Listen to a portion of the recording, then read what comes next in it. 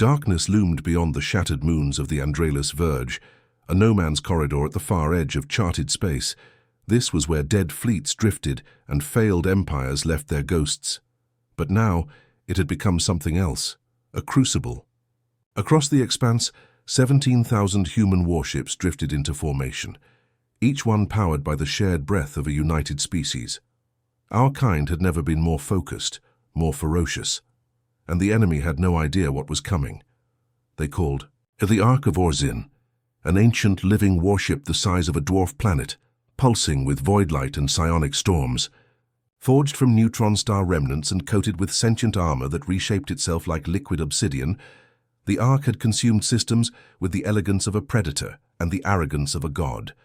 But for the first time, it hesitated. Because this wasn't just a battle. This was humanity's reckoning. On the bridge of the HSS Unity, the flagship of Earth's orbital defense navy, Admiral Kalen Reyes stood statuesque amid chaos. Red tactical glyphs spiraled across his holo display, outlining swarm patterns, energy spikes, and spatial distortions in the distant dark. He could feel the pulse of the fleet behind him, frigates, dreadnoughts, stealth corvettes, and kinetic torpedo carriers, all tuned to a single moment, a moment they'd trained for in silence, while the rest of the galaxy doubted their resolve. "We've pushed them into position," Reyes muttered, voice low and calm, eyes scanning the enemy's motion trails. "Exactly where we wanted them." Commander Viresh, his XO, leaned in. "And now they know. Long-range spectral scans just lit up like a supernova. We're fully painted." Reyes gave a dry smile.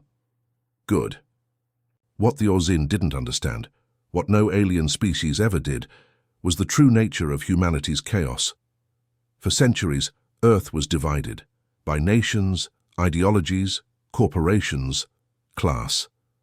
But then came the breach wars, the loss of Ceres, the siege of Titan. Each atrocity, each funeral forced humanity to evolve, not technologically but emotionally. We didn't unify under a single leader or AI mind link. We didn't erase our individuality. Instead, we chose to fight together, while staying wildly, beautifully human, and that, above all else, terrified the Orzin. Their entire race functioned through harmonic consensus.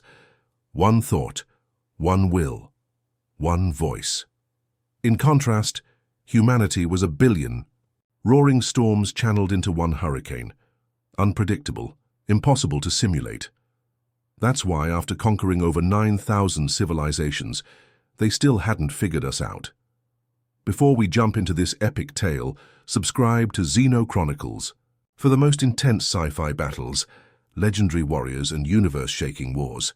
Don't miss out. Hit that subscribe button and join the fight. The Ark began to stir. It started as a low vibration across the psychic layer, a hum so deep it twisted gravity.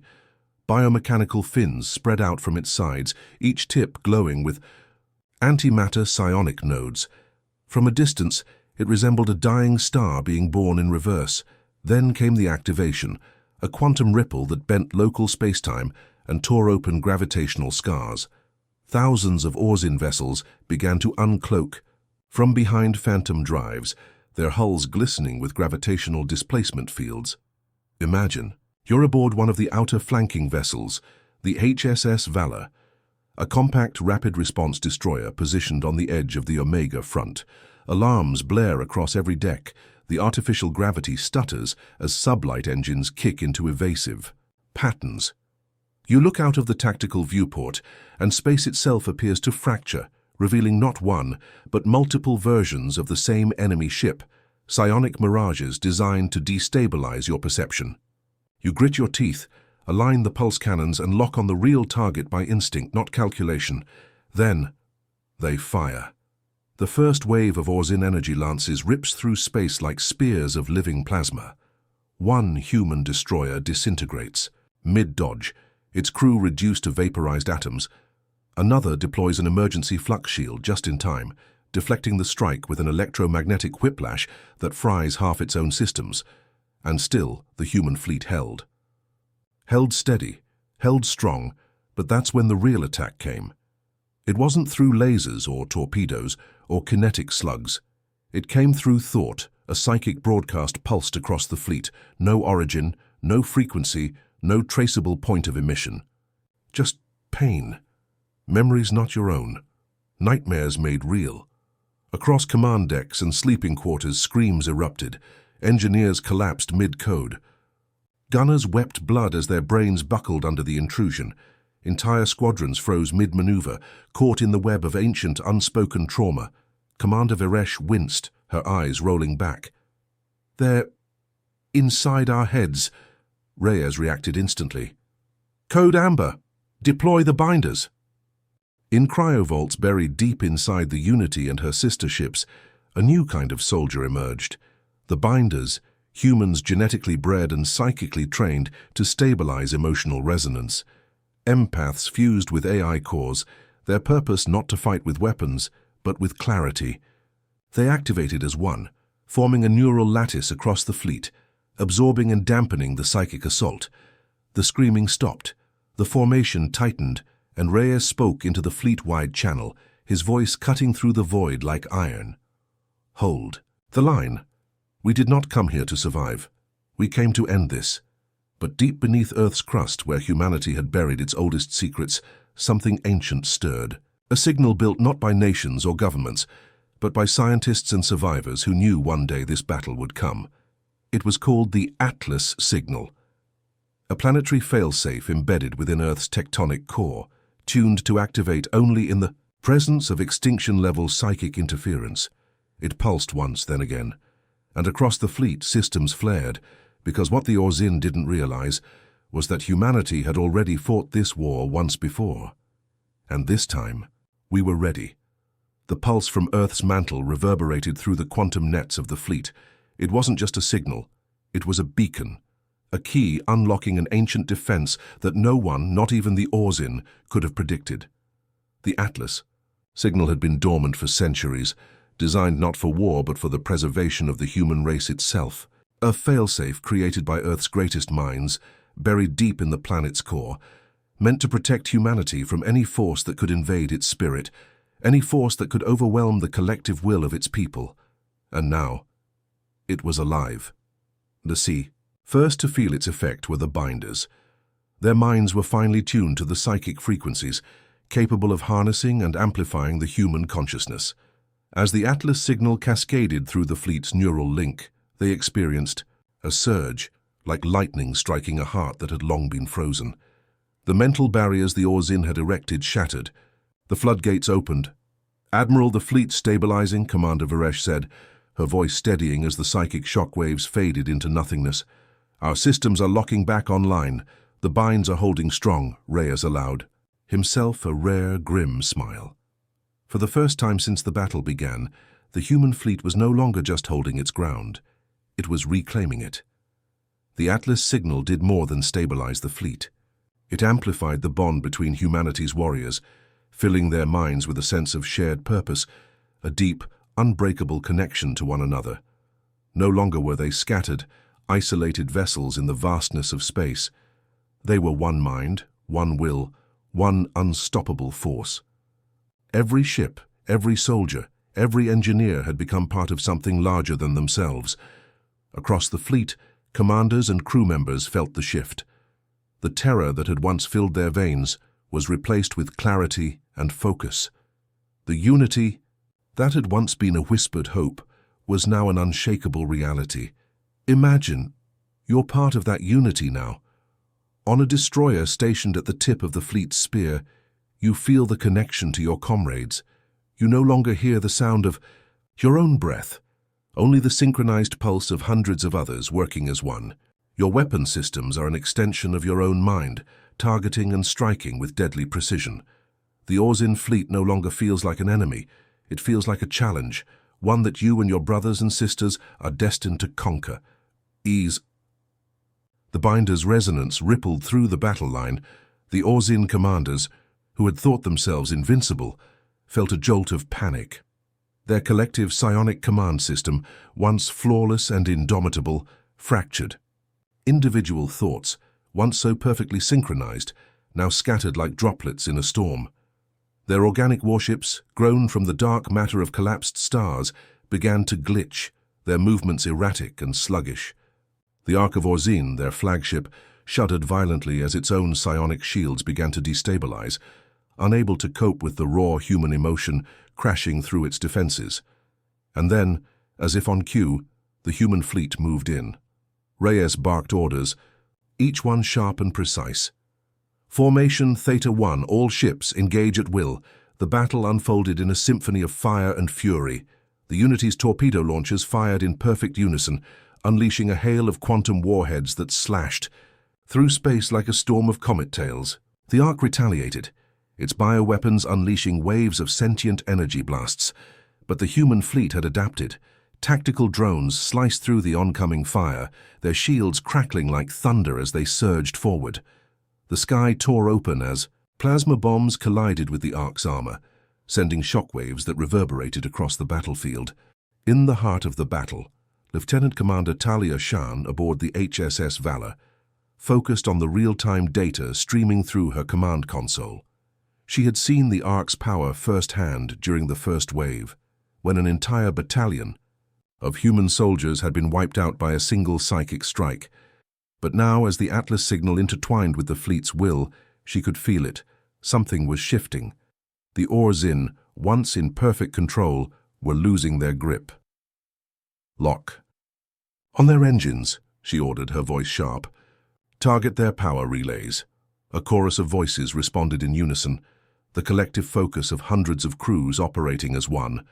The Valor's railguns hummed as they discharged, launching superheated slugs of antimatter at the Ark's core. The shots hit their mark, and for a brief moment, the Ark's massive shields flickered. Direct hit, reported the weapons officer. They've lost power to their propulsion systems. They're drifting. Rhea's voice boomed over the comms. Push forward, no mercy. They think they know fear. We'll show them what it really feels like. The human fleet surged forward, closing in on the Ark with a relentless, almost predatory grace. Each ship, from the smallest scout to the towering dreadnoughts, coordinated in perfect harmony. This wasn't just a battle of firepower, it was a battle of wills. And for the first time, humanity's will was more than a defense. It was an unstoppable force, a tidal wave of fury and purpose that rolled across the battlefield. But the Orzine weren't done yet.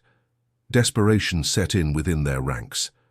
The High Conductor, the supreme leader of the Orzine forces, retreated into the depths of the Ark, where he accessed the last, most dangerous weapon in their arsenal, a weapon so powerful that even the most hardened warriors among his species feared it. It was called the Void Mirror, an artifact that could manipulate the fabric of space-time itself, a weapon designed to undo everything that had ever been. The Ark's central core began to hum, its psionic fields warping reality around it. A deep, bone-chilling void opened between the stars, a tear in the universe that sucked in everything around it, a singularity ready to devour the entire human fleet. The first sign of the Void Mirror's activation was a deep, unnatural silence, an eerie stillness that spread like a virus across the battlefield. The stars around the Ark flickered, as if they were suddenly unsure of their place in the universe. Then came the sound, or rather the absence of it, the void itself, swallowing space, pulling at the very fabric of reality. Brace for impact, shouted Lieutenant Commander Talia Shan, her voice straining as the sheer force of the singularity began to tug at her ship. Every console blinked red, alarms wailing in protest. The gravity well, it's collapsing everything toward the Ark. We can't escape it. Around her, the Valor's crew scrambled to respond, yet it was too late. The entire fleet was caught in the event horizon of the Void Mirror, as if the laws of physics had suddenly decided to betray them. Ships groaned as their engines fought, against the immense pull of the singularity, unable to break free. Reyes stood motionless on the bridge of the Unity, his expression grim. The Ark had shown its true power, and it was unlike anything they had ever faced. If the Void Mirror could hold for even a few more minutes, the entire fleet would be sucked into the black hole, lost forever. The Orzine had never needed to use such a weapon, but now, in their desperation, they had gone to the one tool that could undo everything. The fleet's systems were failing one by one: navigation, shields, power grids. The Orzine had turned the tide. Humanity's will, so firm just moments ago, now seemed like a brittle thing, threatened by the raw forces of the cosmos. The Atlas signal, the very thing that had been humanity's edge, flickered, its influence weakening in the wake of the gravitational pull. "We have to stop it now," Reyes barked. "Tactical, engage the Void Mirror's core. All ships fire on the Ark's core cluster. We need to disrupt the singularity before it stabilizes." At the command of the fleet's high officers, the remaining human ships rallied, their weapons blazing in desperation. Missiles, energy bursts, and plasma bolts arced through the void, slamming into the Ark's massive core. But the singularity absorbed everything, bending the projectiles into nothingness. The Ark had become a god of space, a ravenous god that devoured light, matter, and hope. But in the depths of the unity, Reyes made a decision. He knew there was only one way to break the deadlock. He looked to his second-in-command, Commander. "Virish?" "Deploy the grav vaults," Reyes said quietly, his eyes locked onto the chaotic battlefield. "Activate the quantum rift." The grav vaults were a last resort, a top-secret military technology developed in the shadows of Earth's military-industrial complex. They were devices capable of manipulating the very structure of space-time itself, artificial singularities, created to neutralize hostile gravity wells. However, their use was controversial and dangerous. If used incorrectly, they could destabilize an entire system. But there was no choice now. They had to risk it. Viresh nodded, her face as resolute as Reyes. "Understood, sir. Initiating quantum rift protocol." The Unity's weapons systems shifted, and from its hull 2 massive devices, grav vaults, extended, their engines humming with raw, dangerous energy. The surrounding ships in the fleet followed suit, activating their own rift generators. These devices, when synchronized, could turn the tide, neutralizing the Ark's singularity long enough for the human fleet to strike at its heart. As the grav vaults powered up, an unnatural silence once again enveloped the battlefield. It was as if space itself was holding its breath. "Now," Reyes shouted, "fire the rifts!" The human fleet released a pulse, a distortion of reality itself. The rift waves surged outward, crashing against the gravitational forces of the void mirror, like waves smashing into a stone wall. For a moment, nothing happened. Then, slowly, the rifts began to push against the singularity. Space warped and buckled, causing the gravitational field around the Ark to oscillate wildly. It wasn't enough to destroy the void mirror, but it was enough to destabilize it. The singularity began to tremble, its pull weakening as the grav vaults interfered with its core. Ships that had been on the brink of being torn apart by the black hole's gravity began to pull free, their engines roaring back to life. But it wasn't over. The Ark, infuriated by the humans' sudden defiance, unleashed a counterstrike, a psychic scream so intense it sent shockwaves through the fleet's neural network. Crew members writhed in agony, their minds flooded with visions of endless darkness. It was a weapon that targeted the mind, meant to collapse humanity's unity, to break them into fractured, terrified individuals. Commander Viresh gritted her teeth, her hands shaking as she struggled to keep her composure. "They're using their psychic forces again. It's too strong, Admiral. We can't hold—" "No," Reyes interrupted, his voice colder than ever. "We won't break. We are unified. Humanity is the weapon." In the heart of the unity, Reyes activated the fleet's final gambit. The Atlas signal, still struggling against the Orzian psychic onslaught, surged once more, this time with all of its dormant power. Every human ship felt it. A wave of pure, raw emotion flooded the minds of the entire fleet, overwhelming the Orzian's control. It was as if the entire fleet had become one mind again, only this time, that mind was a raging storm of fury, defiance, and unity. It was more than a simple psychic shield. It was a weapon born from the heart of humanity, a weapon that the Orzian couldn't comprehend.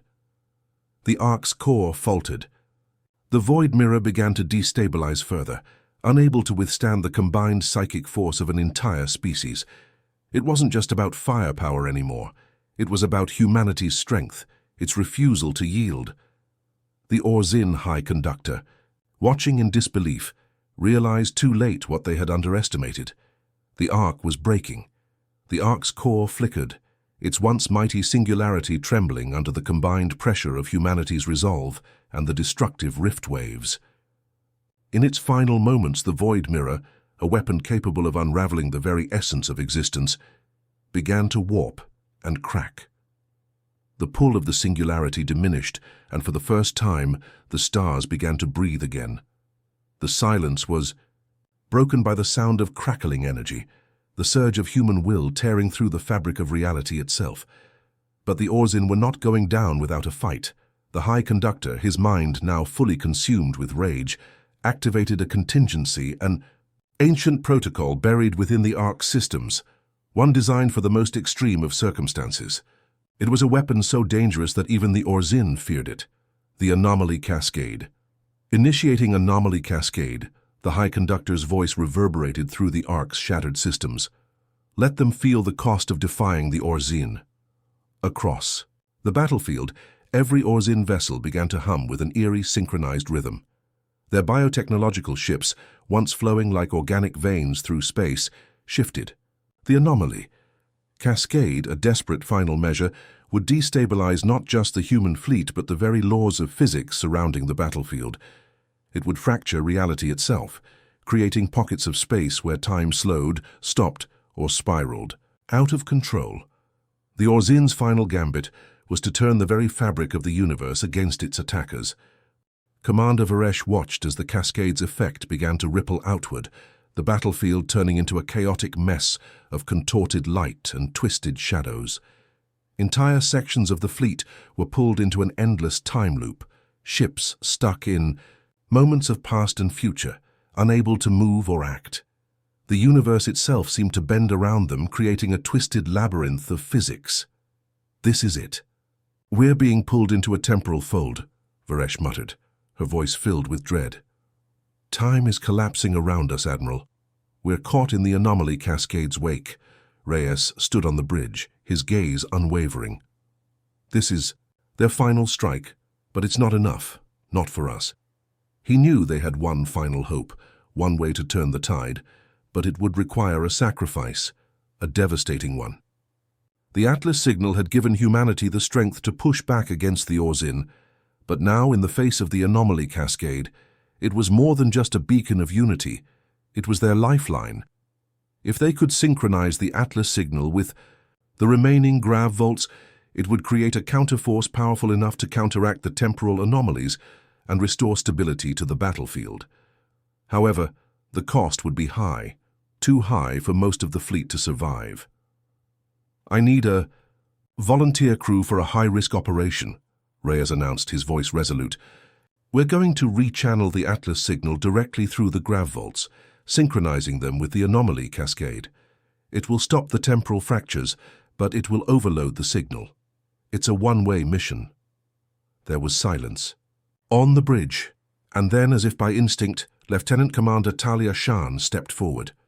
I'll go, she said, her voice unwavering. It's the only way. Reyes turned to her, a flash of uncertainty in his eyes, but it quickly vanished. He had no time for hesitation. Talia, I've made my peace with this, Talia interrupted. If it's the only way to save the fleet, then I'll be the one to do it. We all knew the stakes from the beginning. Varesh, her voice softer now, added, She's right, Admiral. We need someone to complete the final push. We've come this far, we can't back down now. With a single nod, Reyes gave his approval. All right, let's make sure the rest of the fleet stays focused. You're not alone in this, Shan. We'll cover you. Talia turned toward her crew. All hands prepare for an emergency rechanneling. We'll need full synchronization to make this work. As the crew scrambled to initiate the procedure, Talia's mind raced with the magnitude of the task ahead. The grav vaults, already in a fragile state from their earlier use, would be pushed beyond their limits. The Atlas signal, channeled through them, would be a force unlike anything humanity had ever seen, but it would come at a cost. The energy required would tear apart the ship's systems, destabilizing her vessel in the process. Reyes's voice broke through her thoughts, calm but insistent. Talia, when you do this, there's no going back. She glanced at the holographic interface in front of her, already syncing the grav vaults to the Atlas signal. I understand, Admiral. But if we don't, the anomaly cascade will swallow us all. The time had come. Talia and her crew initiated the synchronization sequence. The grav vaults hummed to life once more, their energy surging as the Atlas signal flooded their systems. Reality itself seemed to bend and twist as the power began to amplify, an all-consuming force that rivaled the singularity itself. The entire ship began to shake, groan and creak as the systems began to tear themselves apart under the strain. Then, with a final, resounding roar, the power of the Atlas signal and the grav vaults collided in an explosion of energy that lit up the entire battlefield.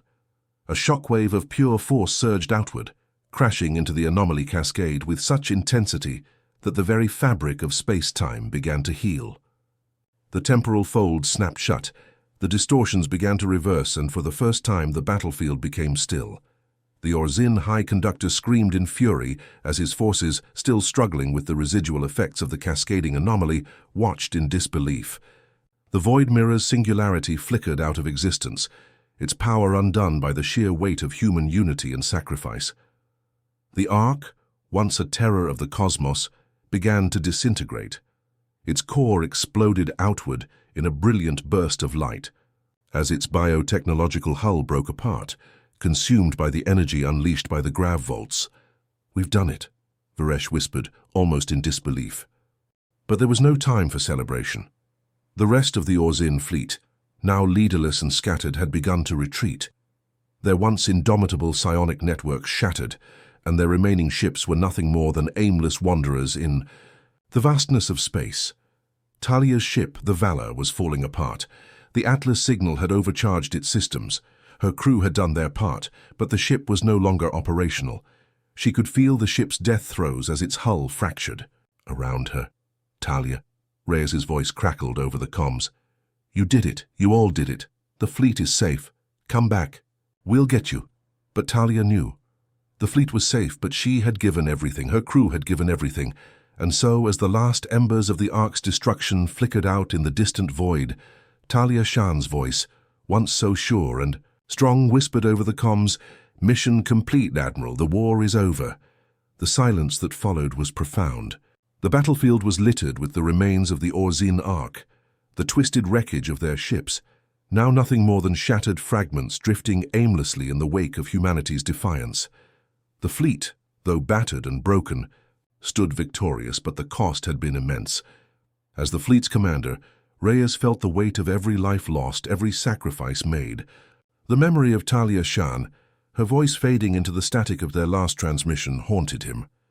On the bridge of the Unity, Reyes stared at the screens in front of him, the blinking signals of a fleet that had barely survived.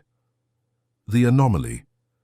Cascade had been neutralized, the Void Mirror destroyed, but it had come at a price beyond anyone's comprehension. "We did it," Commander Varesh said, her voice soft but heavy with the sorrow of what they had lost. "We saved them. But at what cost?" Reyes didn't respond immediately.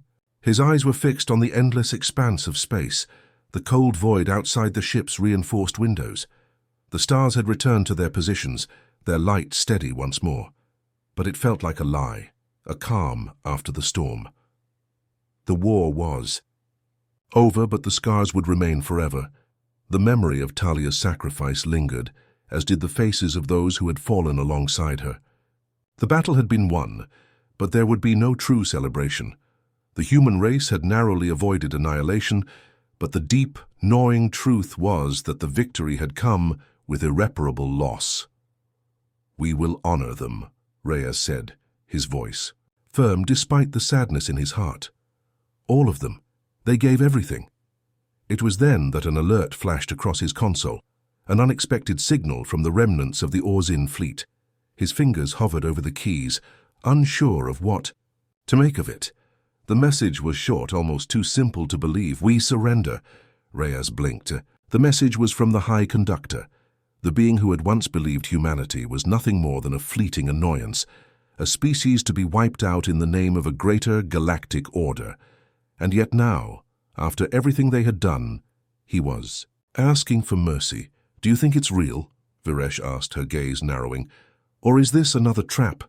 Reyes hesitated. The Orzin were a species that believed in the inevitability of their domination. Could they truly be seeking peace after all this? The war had devastated them. Their fleet was in ruins, their greatest weapon destroyed. They had no choice but to ask for the very thing they had once sworn to annihilate, peace.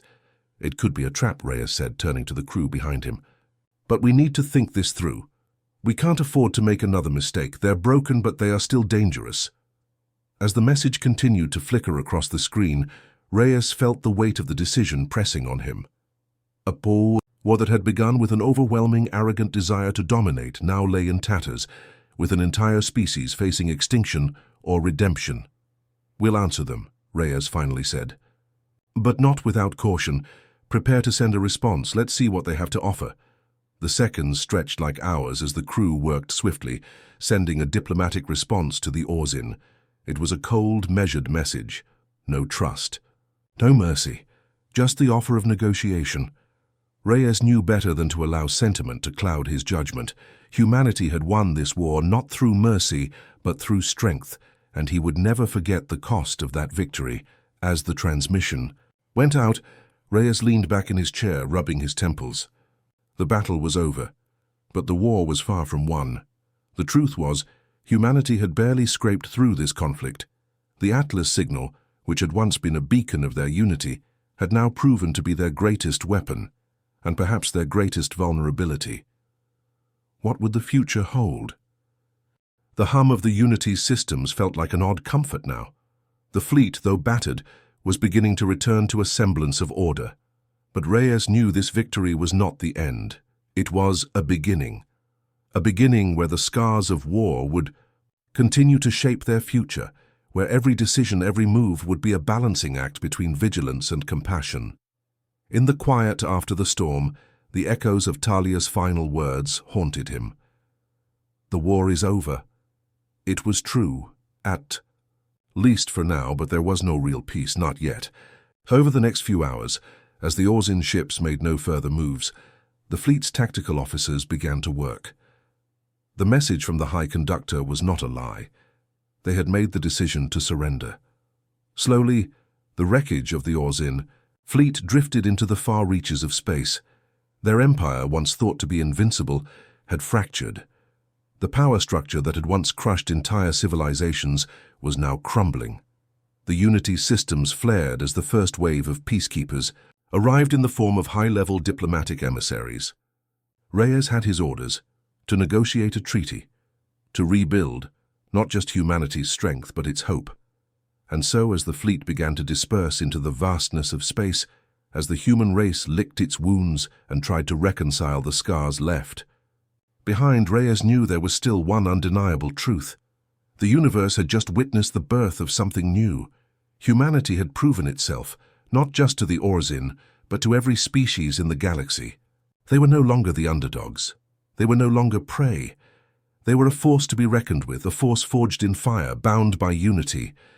As the Unity drifted toward the nearest star system, Reyes could feel the weight of the future pressing on him.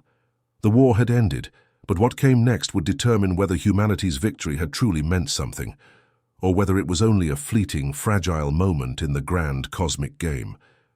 For now, though, there was silence. The silence of peace, and the promise of the future. That concludes the story. If you enjoyed this journey, remember to like, share, and comment below. Let us know what you think. Did humanity truly secure its place in the galaxy? And what comes next for the human race? Until next time, stay tuned to XenoChronicles. OO Mini.